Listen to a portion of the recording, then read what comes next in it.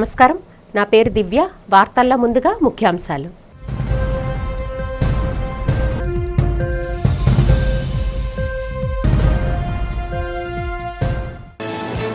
సింగపూర్లో కొనసాగుతున్న ఆంధ్రప్రదేశ్ రాష్ట్ర కేబినెట్ మంత్రుల అధ్యయన యాత్ర.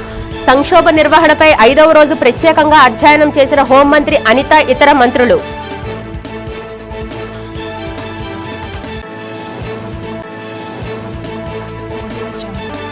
సింహాచల దేవస్థానంలో అత్యంత ఘనంగా జరిగిన శ్రీ చక్రవర్తి తిరుమగన్ తిరునక్షత్ర వేడుకలు. వైష్ణవ సాంప్రదాయంలో శాస్త్రోక్తంగా నిర్వహించిన అర్చక స్వాములు.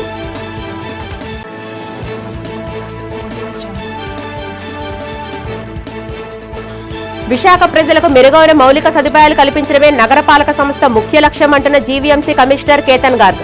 వాకర్స్ వద్ద ఫీజులు వసూలు చేస్తున్నట్టు వస్తున్న అసత్య ప్రచారం నమ్మవద్దని సూచన.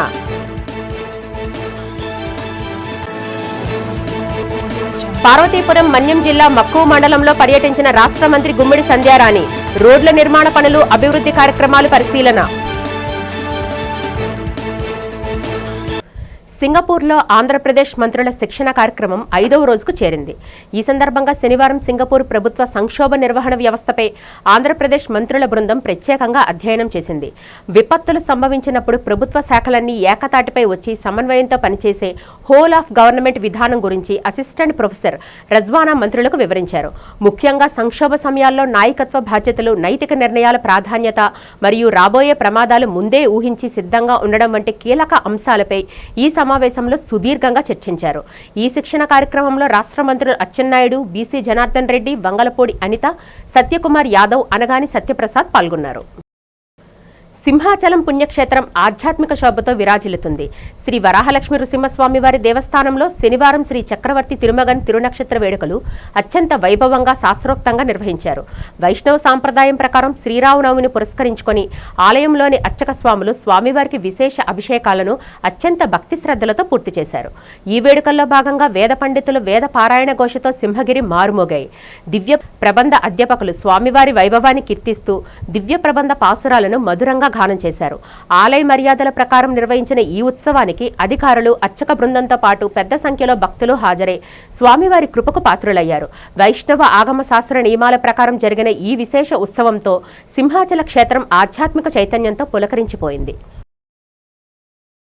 విశాఖ నగర ప్రజలకు మెరుగైన మౌలిక సదుపాయాలు కల్పించడమే లక్ష్యంగా జీవీఎంసీ పనిచేసిందని కమిషనర్ కేతన్ గార్గ్ తెలిపారు. ఈ సందర్భంగా ఆయన మాట్లాడుతూ నగర వ్యాప్తంగా సుమారు 180 పార్కులను నిర్వహిస్తున్నామన్నారు. గత 2 ఏళ్లలో క్రీడా ప్రాంగణాలు, స్టేడియాల అభివృద్ధి కోసం 40 కోట్ల రూపాయలు, పార్కుల అభివృద్ధి కోసం 35 కోట్ల రూపాయలు వెచ్చించినట్లు ఆయన వివరించారు. ప్రతి వార్డులోని ఓ మోడల్ పార్క్ అభివృద్ధి చేసేందుకు ప్రణాళికలు సిద్ధం చేస్తున్నామని పేర్కొన్నారు. ముఖ్యంగా గత కొద్ది రోజులుగా జీవీఎంసీ పార్కుల్లో వర్కర్స్ నుండి ఫీజులు వసూలు చేస్తున్నట్టు వస్తున్న వార్తలను ఆయన తీవ్రంగా ఖండించారు. ఈ వార్తలు పూర్తిగా నిరాధారమని, ఏ పార్కులోని ఎటువంటి రుసుము వసూలు చేయడం లేదని స్పష్టం చేశారు. ఎవరైనా జీవీఎంసీ పేరుతో అక్రమంగా ఫీజులు అడిగితే వెంటనే జోనల్ ఆఫీస్ లేదా సచివాలయంలో ఫిర్యాదు చేయాలన్నారు. లేదా టోల్ ఫ్రీ నంబర్కి కాల్ చేయాలని కమిషనర్ సూచించారు. నగర ప్రజలందరూ ఈ ఉచిత సౌకర్యాలను వినియోగించుకోవాలని ఆయన కోరారు. మన గ్రేటర్ విశాఖపట్నం మున్సిపల్ కార్పొరేషన్ తరఫున సిటీ మొత్తం దాంట్లో దాదాపు 180 పార్క్స్ మెయింటైన్ చేయడం జరుగుతుంది. దాంతో కాకుండా stadiums, sports facilities, indoor and outdoor sports ఏదైనా మెయింటైన్ చేయడం జరుగుతుంది. ఇవన్నిటికీ కూడా జీవీఎంసీ ద్వారా ప్రజలకి అందరికీ కూడా సేవ ఇస్తూ దానికి అందుబాటులో ఉన్న మౌలిక సదుపాయాలు కూడా జీవీఎంసీ బాధ్యత ఉంది.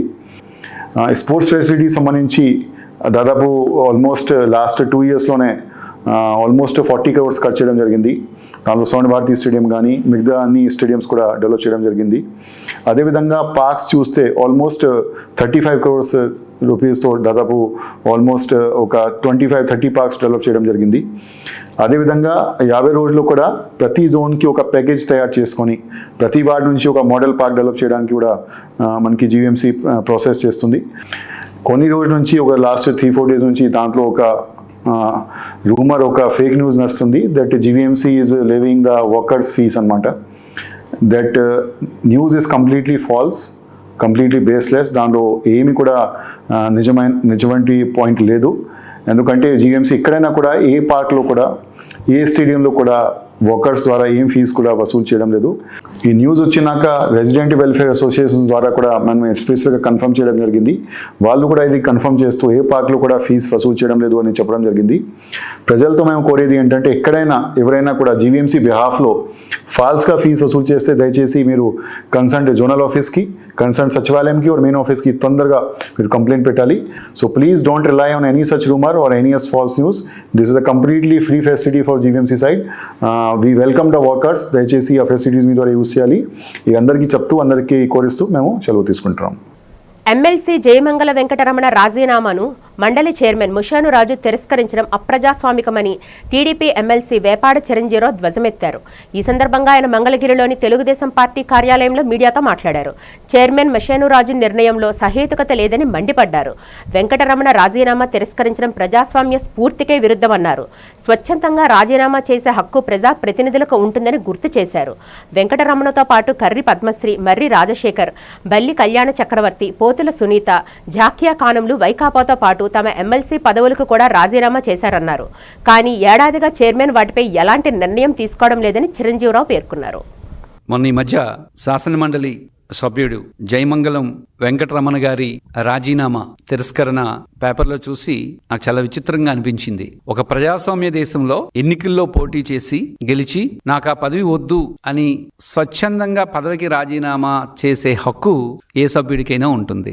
అలాగే శాసనమండలిలో ఎమ్మెల్సీగా ఉన్న అభ్యర్థి స్వచ్ఛందంగా ఎమ్మెల్సీ పదవికి రాజీనామా చేసే హక్కు కలిగి ఉంటాడు. ఈ జయమంగళం వెంకటరమణ గారు, మరికొంతమంది సభ్యులు, మర్రి రాజశేఖర్ గారు కానీ, పోతుల సునీత మేడం గారు కానీ, పద్మశ్రీ మేడం గారు కానీ, రాజశేఖర్ గారు కానీ, వీరందరూ కూడా వైసీపీ పార్టీకి రాజీనామా చేశారు. ఎమ్మెల్సీగా కూడా రాజీనామాను అందించారు. ముఖ్యంగా 2024 నవంబర్లో రాజీనామా చేస్తే సుమారు 1 సంవత్సర కాలం రాజీనామా చేసిన తరువాత మా రాజీనామాను ఆమోదించండి అని చెప్పి లిఖితపూర్వకంగా ఇవ్వడమే కాకుండా బహిరంగంగా శాసన మండలిలో స్వచ్ఛందంగా నిలబడి, సార్ గౌరవ చైర్మన్ గారు మా రాజీనామాను ఆమోదించండి అని నిలబడి వీళ్ళు అడిగితే కనీసం వారి వైపు చైర్మన్ గారు కనీసం చూడడం కూడా లేదు. చివరికి జయమంగళం వెంకటరమణ గారు మా రాజీనామాని ఆమోదించలేదని కోర్టుకు వెళ్లడం జరిగింది.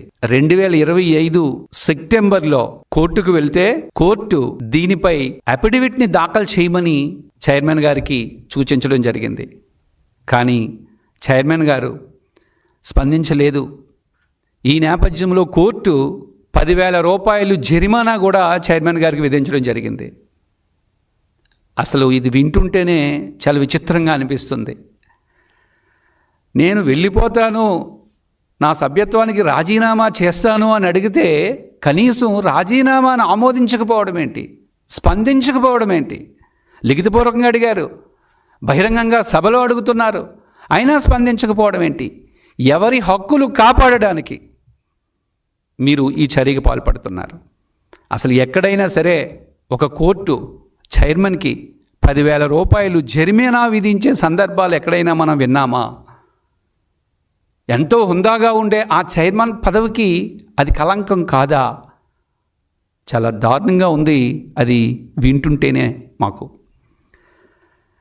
నిజానికి ఈ సభ్యులందరూ ఎన్నోసార్లు నిలబడి మా రాజీనామాను ఆమోదించండి అని అడిగినప్పటికీ ఎందుకు చైర్మన్ గారు రాజీనామాను ఆమోదించటం లేదు? ఎవరి ప్రయోజనాలు కాపాడడం కోసం మీరు చూస్తున్నారు? అదే మాకు అర్థం కావటం లేదు. చైర్మన్ గారు వారి ప్రవర్తన చాలా హుందాగా అనిపించేది మొదట్లో. అలా క్రమక్రమంగా చైర్మన్ గారు ఆ సీటుకి కలంకాన్ని తీసుకొస్తున్నారేమో అని మాకు అనిపిస్తుంది. ఈ సందర్భంలో ఒక ఉదాహరణ చెప్పాలి. 2008లో UPA 2 ప్రభుత్వం అధికారంలో ఉన్నప్పుడు అమెరికాకు సంబంధించి న్యూక్లియర్ డీల్ అనే అంశంపై ఓ వివాదం వచ్చినప్పుడు ఆ రోజు కమ్యూనిస్ట్ పార్టీలు, వామపక్షాలు కాంగ్రెస్కి మద్దతును ఉపసంహరించుకున్నాయి. రాష్ట్రంలోని నిరుద్యోగులకు ఇచ్చిన హామీ మేరకు వెంటనే నిరుద్యోగ భృతిని విడుదల చేయాలని డిమాండ్ చేస్తూ విశాఖ దక్షిణ నియోజకవర్గ సమన్వయకర్త మాజీ ఎమ్మెల్యే శ్రీ వాసుపల్లి గణేష్ కుమార్ ఆధ్వర్యంలో విశాఖలో భారీ నిరసన కార్యక్రమం నిర్వహించారు.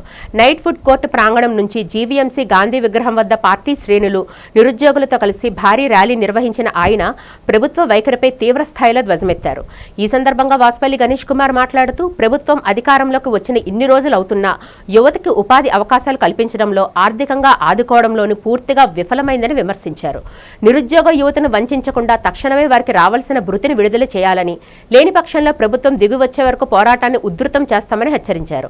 ఈ కార్యక్రమంలో క్రిస్టియన్ మైనారిటీ సెల్ రాష్ట్ర అధ్యక్షులు డాక్టర్ బొల్లవరపు జాన్ విస్లీ, నియోజకవర్గ పరిశీలకులు వీసం రామకృష్ణతో పాటు పలువురు మాజీ కార్పొరేటర్లు, పార్టీ నాయకులు మరియు భారీ సంఖ్యలో కార్యకర్తలు పాల్గొన్నారు. ఈ యువకుడు ఇది చూసి ఓటు వేశాడు. ఇది చూసి మేనిఫెస్టో, ఈ మేనిఫెస్టోలో ఏముంది? నిరుద్యోగులు 17 లక్షల మంది ఉన్నారు. అన్ఎంప్లాయ్మెంట్ ఎక్స్చేంజ్ ప్రకారంగా నేను ప్రతి ఒక్కరికి 3,000 ఇస్తా ఉన్నాడు. 20 లక్షల ఉద్యోగాలు ఇస్తా ఉన్నాడు. ఎవరు ఈ పెద్ద మనిషి? Once a liar is always a liar. Chandrababu Naidu అందరినీ మోసం చేస్తానే ఉన్నాడు అన్నమాట. 40 ఇయర్స్ ఇండస్ట్రీలో అందరినీ మోసం చేస్తూనే ఉన్నాడు. ఇంకో ఆ కుర్రోడి యొక్క డొమెసైల్ సర్టిఫికేట్, ఆ కుర్రోడి యొక్క ప్రొవిజన్ సర్టిఫికేట్, ఆ కుర్రోడి యొక్క మార్కుల సర్టిఫికేట్లు, ఇది పరిస్థితి. 3,000 అంటే ఈపాటికే కుర్రోడికి 36,000 సంవత్సరానికి అందాలి, 72,000 ఏమో 2 సంవత్సరాలకు అందాలి. అలాగా 2 సంవత్సరాలకి 5,040 కోట్ల రూపాయలు ఈ పాటికి వచ్చి ఉండాలి. వెరీ సింపుల్ ఫార్ములా, 2 రకమే ఇదంతా కూడా.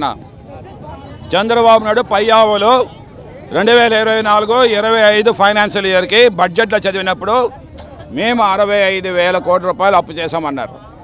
CAG controller audit of general ఏమన్నారు? No no no it is 89 crores అని చెప్పేసి కంట్రోలర్ ఆడిట్ ఆఫ్ జనరల్ చెప్పారన్నమాట. 89 కోట్లు అప్పు చేశారని. అంటే సుమారు 25,000 కోట్ల రూపాయలు ఎక్కడ పెట్టారు మీరందరూ కూడా? నేను అడుగుతా ఉన్నాను సూటి ప్రశ్న. 25,000 కోట్లు ఎక్కడ పెట్టారా? 25,000 కోట్లు ఉంటే ఇలాంటి నిరుద్యోగులందరికీ కూడా నిరుద్యోగ భృతి ఇవ్వచ్చు ఈ పాటికే. ఇంకా దాంట్లో 20,000 కోట్లు ఉంటుంది. ఆడపిల్లలకేమో 1,500 ఇస్తాం అన్నావు. 59 సంవత్సరాలు 18 సంవత్సరాలు వాళ్ళకి ఇవ్వచ్చు. 50 సంవత్సరాలుగా పెన్షన్ ఇస్తామన్నావు. బీసీలందరికీ వాళ్ళకి ఇవ్వచ్చు. అన్నీ మోసపూరితమైన మాటలు. ఈజ్ అ డిస్ట్రాయర్ ఆఫ్ యూత్ని నాశనం చేస్తామన్నాడు. ఇది క్షమించరాని విషయం. ఏ దేశంలో అయితే, ఏ రాష్ట్రంలో అయితే యూత్ని నష్టపరుస్తావో ఆ రాష్ట్రం నష్టపోతుంది. ఇలాంటి అబద్ధపూరితమైన మోసాలతో ఈరోజు గద్దెనెక్కావు. అది ప్రజలందరూ కూడా గ్రహిస్తామన్నారు. మక్కువ మండల సీనియర్ నాయకులు డాక్టర్ మల్లీశ్వరరావుపై జరిగిన దాడిని రాష్ట్ర మంత్రి శ్రీమతి గుమ్మిడి సంధ్యారాణి తీవ్రంగా ఖండించారు. ఈ సందర్భంగా బాధితుడిని స్వయంగా పరామర్శించిన మంత్రి ఈ ఘటనకు సంబంధించి సూత్రధారులు, పాత్రధారులు ఎవరైనా సరే వదిలిపట్టకూడదని, వారిపై కఠిన చర్యలు తీసుకోవాలని పోలీస్ అధికారులను ఆదేశించారు. అనంతరం మక్కువ గ్రామంలో జరుగుతున్న రోడ్ నిర్మాణ పనులను ఆమె స్వయంగా పరిశీలించారు. ఫ్రీ బస్సు వల్ల మహిళలు ఎలా ఉపయోగం పొందుతున్నారో వారినే అడిగి తెలుసుకున్నారు. అభివృద్ధి పనులను అడ్డుకునే వారిని ఎట్టి పరిస్థితుల్లోని సహించబోమని, అభివృద్ధి పనులకు ఆటంకం కల్పించే వారికి వెంటనే అరెస్టు చేయాలని స్పష్టం చేశారు. ఈ సందర్భంగా స్థానిక ప్రజలతో ఆప్యాయంగా మాట్లాడి వారి సమస్యలను అడిగి తెలుసుకున్న మంత్రికి ప్రజలు ధన్యవాదాలు తెలిపారు. ఈ కార్యక్రమంలో మండల పార్టీ అధ్యక్షుడు Gulla Venugopal Naidu, marketing vice chairman Mindi Simhachalam మరియు ఇతర సీనియర్ నాయకులు, కార్యకర్తలు పాల్గొన్నారు. ఈరోజు మక్కువ మండలంలో మొదటి నుంచి పార్టీ పుట్టిన నుంచి ఈరోజు దాకా మనందరికీ కూడా తండ్రి సమానుడు డాక్టర్ గారు అయినటువంటి పట్నాల మల్లేశ్వర డాక్టర్ గారు ఈరోజు మక్కువలో 83 నుంచి పార్టీలో ఉంటూ మక్కువలో ఎన్ని ఒడిదొడుకులున్నా, ఎన్ని బెదిరింపులున్నా, ఎన్ని ఆటంకాలున్నా పార్టీని నమ్ముకుంటూ ఉన్న కార్యకర్తలకు అండదండగా ఉన్నటువంటి ఏకైక నాయకుడు ఎవరు అని అంటే మల్లేశ్వర్ డాక్టర్ గారు. దానిలో ఎటువంటి సందేహం లేదు. ఎందుకంటే చిన్నప్పటి నుంచి ఆయన చూస్తూ పెరిగాం కాబట్టి మాలో కొంతమంది వేరే వేరే పార్టీల నుంచి వచ్చి ఉండొచ్చు, కానీ మొదటి నుంచి ఒకే పార్టీలో ఉంటూ తన ఇంటి మీద జెండా పెట్టి ఎన్టీ రామారావు గారు అంటే ప్రాణంగా మొదట్లో ఉన్న వ్యక్తి చంద్రబాబు నాయుడు గారిని ఈరోజు అనుకరిస్తూ ఈరోజు లోకేష్ బాబు గారి ఆశయాలను తీసుకొని వెళ్తున్నటువంటి మన జిల్లాకే డాక్టర్ సెల్ అధ్యక్షులు ఆయన. సింహాచలం దేవస్థానానికి చెందిన 161 ఎకరాల భూమిని గూగుల్ సంస్థకు లీజ్ ఇవ్వడం ద్వారా 11 ఏళ్లలో 300 కోట్ల ఆదాయం సమకూరడంపై సింహాచలం మాజీ ట్రస్ట్ బోర్డు సభ్యుడు పాసర్ల ప్రసాద్ హర్షం వ్యక్తం చేశారు. ఈ సందర్భంగా ఆయన మీడియాతో మాట్లాడారు. ఖాళీగా ఉన్న భూమిని ఏటా 26.45 కోట్ల స్థిర ఆదాయం వచ్చేలా మార్చడం అభినందనీయమని పేర్కొన్నారు. ఈ విప్లవాత్మక నిర్ణయం తీసుకున్న ముఖ్యమంత్రి చంద్రబాబు నాయుడు, మంత్రులు నారా లోకేష్, ఎంపీ శ్రీభరత్, ఎమ్మెల్యే గంటా శ్రీనివాసరావులకు ఆయన కృతజ్ఞతలు తెలిపారు. ఈ విషయంపై వైసీపీ నేత కేకే రాజు విమర్శలను ఆయన తీవ్రంగా ఖండించారు. గతంలో వైసీపీ హయాంలో దేవుడి భూములను ఆక్రమించిన చరిత్రను గుర్తు చేస్తూ అభివృద్ధిని అడ్డుకోవద్దని హితవు పలికారు. గూగుల్కి ఇస్తున్నది గోశాల భూమి కాదని, సెంట్రల్ జైలు పక్కనున్న ఖాళీ భూమి అని స్పష్టం చేశారు. దీంతో పాటు పంచగ్రామాల రైతుల సమస్యలు మరియు బీఆర్టీఎస్ బాధితుల టీడీఆర్ బాండ్ల అంశాన్ని కూడా త్వరితగతిన పరిష్కరించి ప్రజలకు న్యాయం చేయాలని ఆయన ప్రభుత్వానికి విజ్ఞప్తి చేశారు. మన రాష్ట్ర ముఖ్యమంత్రి శ్రీ నారా చంద్రబాబు నాయుడు గారు, మన రాష్ట్ర హెచ్ఆర్డి మరియు ఇన్ఫర్మేషన్ టెక్నాలజీ శాఖ మంత్రులు శ్రీ నారా లోకేష్ గారు, అదేవిధంగా స్థానిక ఎంపీ ఎం శ్రీభరత్ గారు, అదేవిధంగా స్థానిక ఎమ్మెల్యే శ్రీ గంటా శ్రీనివాసరావు గారు, అదేవిధంగా సింహాచల దేవస్థానం అనువంశిక ధర్మకర్త శ్రీ పోసుపాటి అశోక్ గజపతిరాజు గారు, మరి వీరందరూ కలిసి సింహాచలం భూముల్ని 161 ఎకరాలని గూగుల్ సంస్థకు లీజ్కి ఇవ్వడం ద్వారా 11 సంవత్సరాల్లో 300 కోట్లు రాబడి వచ్చే విధంగా ఒక మంచి ఆలోచన చేశారు. దానికి ముఖ్యంగా విశాఖ ప్రజల తరపున నేను కృతజ్ఞత తెలియజేసుకుంటున్నాను. ఎందుకంటే సింహాచలం భూములు అందరూ ఆక్రమణలకు గురి చేసేవారే కానీ మొట్టమొదటిసారి దేవుడికి ప్రతి సంవత్సరం 26.45 కోట్ల ఆదాయం వచ్చే విధంగా మరి చక్కటి అవగాహన గూగుల్ సంస్థ చేయడం అనేది చాలా గొప్ప విషయం. ఎందుకంటే దేవుడి భూములు ఎక్కడ చూసినా అన్యాక్రాంతం. మరి ఈ రోజున వైసీపీ నాయకులు ప్రెస్ మీట్ పెట్టి ఖండిస్తున్నారు. వాళ్ళకి మినిమం అవగాహన లేదు. ఎందుకంటే విజయసాయి రెడ్డి గారు సంచేత గజపతిరాజు గారిని తీసుకుని వచ్చి వైసీపీ ప్రభుత్వంలో గోశాలలో గల గోవుల్ని చంపేసి అక్కడుండే 35 ఎవరైతే గోపాలకులు ఉన్నారో వాళ్ళని తరిమేసి ఆ 106 ఎకరాలని ఆక్రమించుకుందామని దాంట్లో వాళ్ళు దాన్ని లాంగ్ లీజ్ తీసుకొని అక్కడ ఏదో వ్యాపారం చేయాలని తలంచారు. దాన్ని మేము సమర్థవంతంగా అడ్డుకున్నాం తెలుగుదేశం పార్టీ తరఫున. గుంటూరు జిల్లా కలెక్టర్ సీఎం సాయికాంత్ వర్మ తన ఉదారతను చాటుకున్నారు. జిల్లా కలెక్టరేట్లో ఎస్ఆర్ శంకరన్ సమావేశ మందిరంలో శనివారం నిర్వహించిన ఎస్సీ ఎస్టీ దివ్యాంగుల ప్రత్యేక ప్రజా సమస్యల పరిష్కార వేదికలో అర్జీలు ఇచ్చేందుకు వచ్చిన దివ్యాంగులు తన వద్దకు రావడం కష్టమని గమనించిన కలెక్టర్ స్వయంగా వారి వద్దకు వెళ్లే అర్జీలను స్వీకరించారు. ఈ సందర్భంగా దివ్యాంగులు తమకు ప్రత్యేక భవనం కేటాయించాలని, ప్రభుత్వ కార్యాలయాల్లో ర్యాంపులు ఏర్పాటు చేయాలని కలెక్టర్ను కోరారు. దీనిపై సానుకూలంగా స్పందించిన ఆయన అర్హులైన వారికి సదరం సర్టిఫికెట్లు, ఉద్యోగ అవకాశాలు, వినికిడి పరికరాల పంపిణీలపై తక్షణ చర్యలు తీసుకుంటామని హామీ ఇచ్చారు. ఈ కార్యక్రమంలో జిల్లా రెవెన్యూ అధికారి Khajavali, deputy collector Gangaraju, GGH superintendent doctor Ramana, DMHO Vijayalakshmi, ICDS PD Prasuna, DPO Nagasai Kumar, DEO Sheikh Saleem Basha, social welfare officer చెన్నైతో పాటు వివిధ శాఖల జిల్లా అధికారులు పాల్గొన్నారు. కలెక్టర్ నేరుగా తమ వద్దకు వచ్చి సమస్యలు వినడం పట్ల దివ్యాంగులు హర్షం వ్యక్తం చేస్తూ ఆయనకు కృతజ్ఞతలు తెలిపారు. టీడీపీ అధినేత చంద్రబాబుతో పాటు ఆ పార్టీ నేతలకు జగన్ నామజపం తప్పితే మరొకటి లేదని వైఎస్ఆర్ కాంగ్రెస్ పార్టీ రాష్ట్ర ఎస్సీ సెల్ అధ్యక్షులు, మాజీ ఎమ్మెల్యే టీజేఆర్ సుధాకర్ బాబు ఎద్దేవా చేశారు. వైసీపీ ప్రధాన కార్యాలయంలో జరిగిన మీడియా సమావేశంలో ఆయన మాట్లాడారు. 40 సంవత్సరాల రాజకీయం అనుభవం ఉన్న చంద్రబాబుకు సైతం నిద్ర పట్టకుండా జగన్ కలవర పెడుతున్నారని అన్నారు. అధికారంలోకి వచ్చిన 4 నెలల్లో విద్యుత్ ఛార్జీలు పెంచిన ఘనత చంద్రబాబుదేనని అన్నారు. రాష్ట్రంలోని కూటమి ప్రభుత్వ పాలనలో అభివృద్ధి కుంటుపడిందని విమర్శించారు. ప్రజా సంక్షేమాన్ని గాలికి వదిలేసి డైవర్షన్ పాలిటిక్స్ చేస్తున్నారని మండిపడ్డారు. రాష్ట్ర ప్రజలు తిరిగి జగన్ ముఖ్యమంత్రి కావాలని ఆకాంక్షిస్తున్నారని సుధాకర్ బాబు తెలిపారు. ముఖ్యమంత్రి స్థాయిలో చెప్పేటప్పుడు తప్పనిసరిగా ఆధారం ఉండాలి, రికార్డులలో ఆ గణాంకాలు ఉండాలి, ఆంధ్రప్రదేశ్ ప్రభుత్వ అధినేతగా చెప్పే లెక్క సరిగ్గా ఉండాలి. అదేం ఎన్నికల ప్రచారమో కాదు, ఇప్పుడు ఏమి ఎన్నికలు లేవు. కానీ సోద్యం ఏంటంటే ఈ రాష్ట్రంలో చంద్రబాబు నాయుడు గారికి, వారి కుమారుడికి, తెలుగుదేశం పార్టీ కేబినెట్ కి లేచినా జగన్ జపమే, కూర్చున్నా జగన్ జపమే, నిద్రలో కూడా జగన్ జపం. కానీ సభాష్ జగన్మోహన్ రెడ్డి గారిని నేను పూర్తిగా, తనకి 40 సంవత్సరాల అనుభవం ఉందని చెప్పుకునే చంద్రబాబు నాయుడిని నిద్రలో కూడా జగన్ జపం చేసేటట్లుగా చేసిన మొగాడు జగన్మోహన్ రెడ్డి. శుభకార్యమా అశుభకార్యమా, భూమి పూజోత్సవమా, ఇనాగరేషనా, ఒక భవనానికి సంబంధించిన ప్రారంభోత్సవమా, వాళ్ళ పార్టీకి సంబంధించిన వేదిక, ఓ మంత్రి వచ్చి కేబినెట్ యొక్క వివరాలు రాష్ట్ర ప్రజలకు చెప్పేదా, ఏ సందర్భం అన్నా కానీ వాళ్ళ గురించి వాళ్ళు చెప్పటం కన్నా మన నాయకుడు జగన్మోహన్ రెడ్డి గారి గురించి చెప్పటమే వాళ్ళకి ప్రధానమైన లక్ష్యం.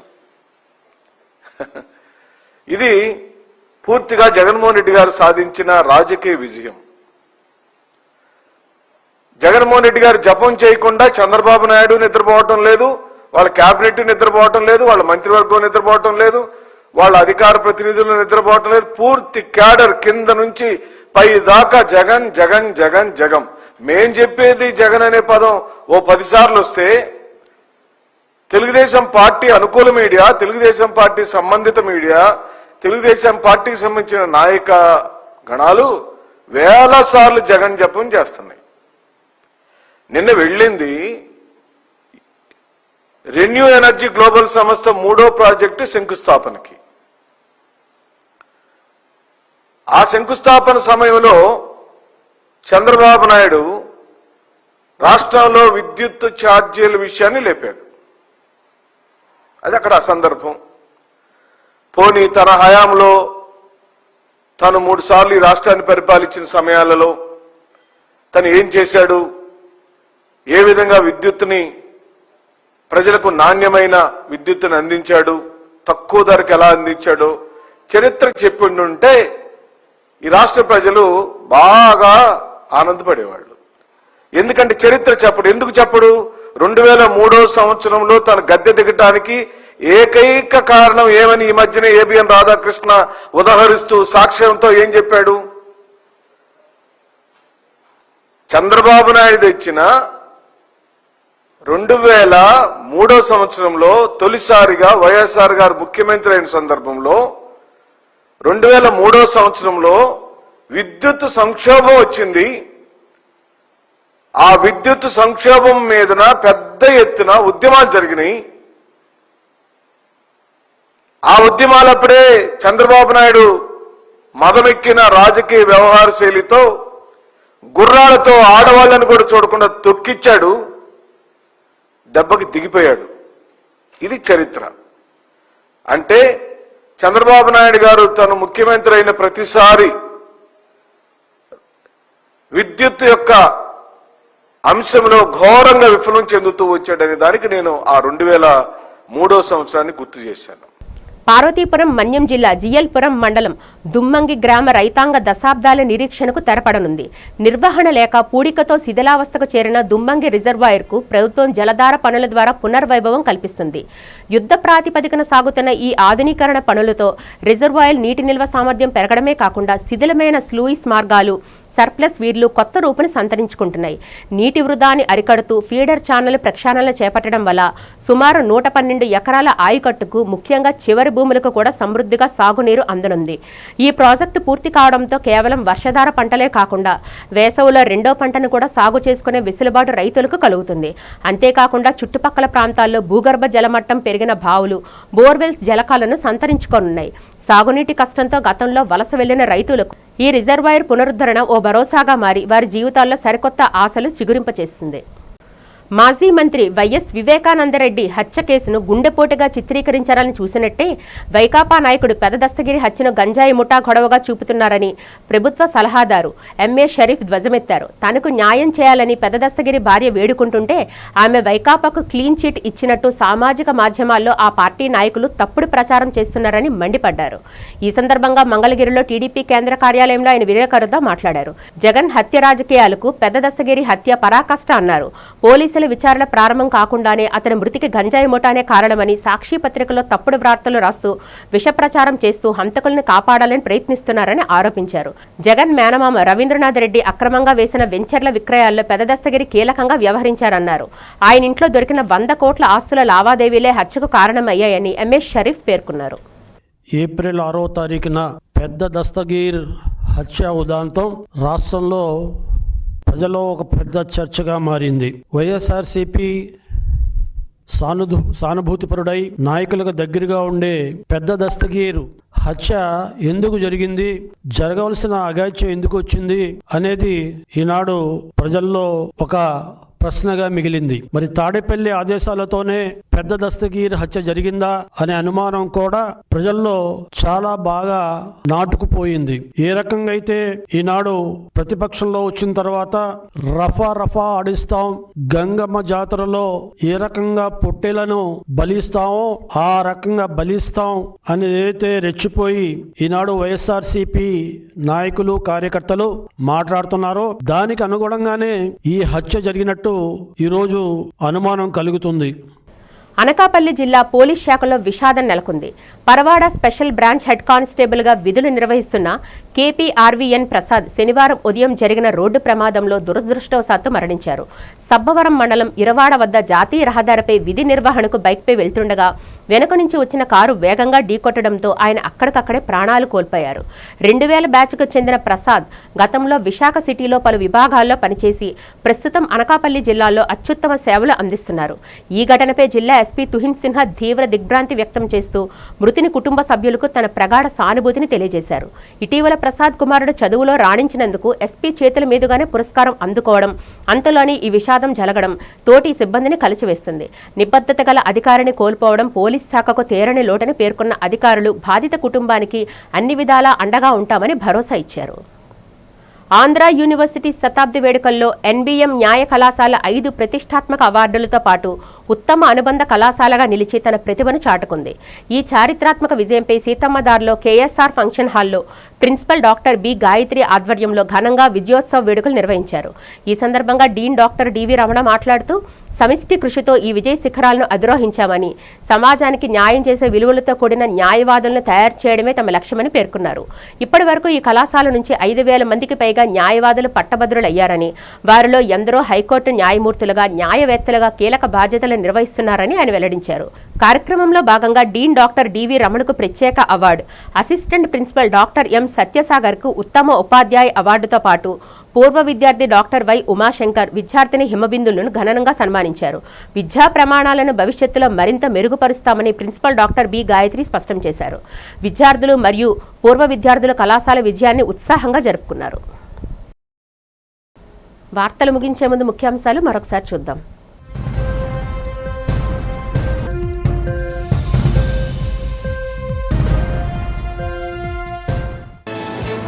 సింగపూర్లో కొనసాగుతున్న ఆంధ్రప్రదేశ్ రాష్ట్ర కేబినెట్ మంత్రుల అధ్యయన యాత్ర. సంక్షోభ నిర్వహణపై 5వ రోజు ప్రత్యేకంగా అధ్యయనం చేసిన హోంమంత్రి అనిత, ఇతర మంత్రులు.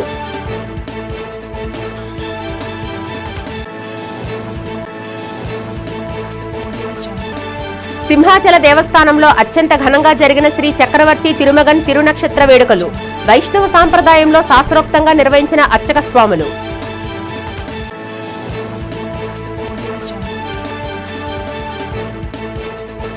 విశాఖ ప్రజలకు మెరుగైన మౌలిక సదుపాయాలు కల్పించడమే నగరపాలక సంస్థ ముఖ్య లక్ష్యం అంటున్న GVMC commissioner Ketan Garg. Walkers వద్ద ఫీజులు వసూలు చేస్తున్నట్టు వస్తున్న అసత్య ప్రచారం నమ్మవద్దని సూచన.